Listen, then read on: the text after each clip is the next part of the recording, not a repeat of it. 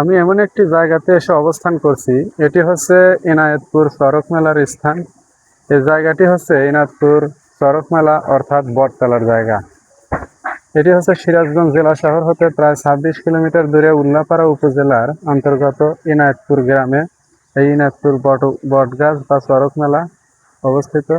এইখানে গাছকে কেন্দ্র করে এই গাছের নিচে এইখানে হয় হলো এক ধরনের চড়ক মেলা। এখানে রয়েছে যত জল্পনা কল্পনার ইতিহাস, সেগুলো আজ আপনাদের সামনে আমি ভিডিও আকারে তুলে ধরার জন্য চেষ্টা করব। আমি আলামিন অতীতের কথাগুলো বিশেষ করে আপনাদের সামনে ডকুমেন্ট আকারে তুলে ধরার জন্য চেষ্টা করি। এজন্য আমার এই চ্যানেলের নাম দিয়েছি অতীতের কথা। যাই হোক, আমার সামনে একটি গাছ রয়েছে। এই গাছটি আজ থেকে প্রায় ২০০ বছর আগের গাছ। এই গাছে রয়েছে যত জল্পনা আর কল্পনা ইতিহাস।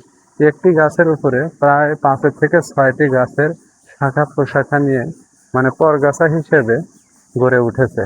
এখানে রয়েছে একটা হলো বট গাছ, দ্বিতীয় হলো পাপড় গাছ, তৃতীয় হলো গাব গাছ, সরা গাছ, এমনকি বিভিন্ন আরো যে বিভিন্ন ধরনের গাছ রয়েছে। এই সমস্ত গাছ সম্পর্কে আমি ততটা জানা নাই, অজ্ঞ।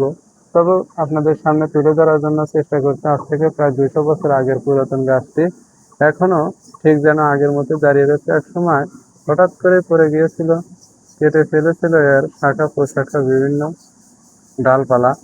আবার নতুন করে সেই গাছটি আবার উঠে দাঁড়িয়েছে। এখন সেই গাছটি আগের মতোই দাঁড়িয়ে রয়েছে। এখানে শত শত পাখির বাসা রয়েছে এবং রয়েছে এর শাখা প্রশাখার কোনো কিছুর কমতি নেই। কিন্তু গাছগুলোর শরীরে রয়েছে অসংখ্য কোটর, মানে গর্ত বা খাল রয়েছে, শত শত পাখির বাসা রয়েছে, বিভিন্ন ধরনের আপনার বিভিন্ন ধরনের গর্ত। দেখে খুবই ভয়ানক মনে হচ্ছে, খুবই ভয়ানক জায়গা। এর শাখা প্রশাখা গুলো অনেক পুরাতন, প্রায় ১৫০-২০০ বছর আগের এই গাছ। আমি জুম করে একটু দেখানোর চেষ্টা করি। এর ভিতরে রয়েছে অসংখ্য কোটর বা খাল, গর্ত। পুরাতন গাছ, অনেক পুরাতন, এত পুরাতন গাছ এখনো যেইভাবে জীবিত আছে। এর ভিতরে শুধু কোটর আর কোটর। দেখেন, জুম করে দেখালে খুবই ভয়ানক জায়গা।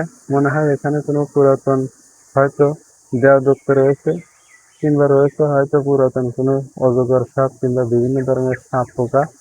এখানে আসতেই কেমন যেন শরীরের মধ্যে শিহরিত হয়ে উঠতেছে। খুবই ভয়ানক জায়গা আমার কাছে মনে হচ্ছে।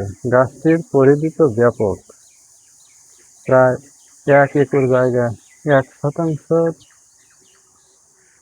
১ শতাংশের বেশি জায়গা জুড়ে রয়েছে এর শাখা প্রশাখা এবং ডালপালার গাছ। গোড়াই গোড়াই রয়েছে মনে হয় যে ১ শতক জায়গার উপরে। আর এর ভিতরে রয়েছে কত বড় বড় গর্ত।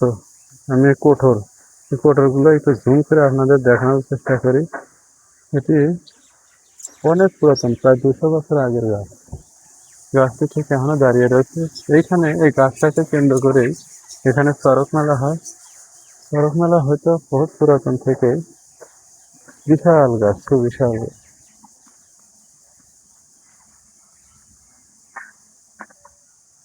দেখে শরীরের মধ্যে শিহরিত হয়েছে, কি ভয়ানক গাছ রে বাবা।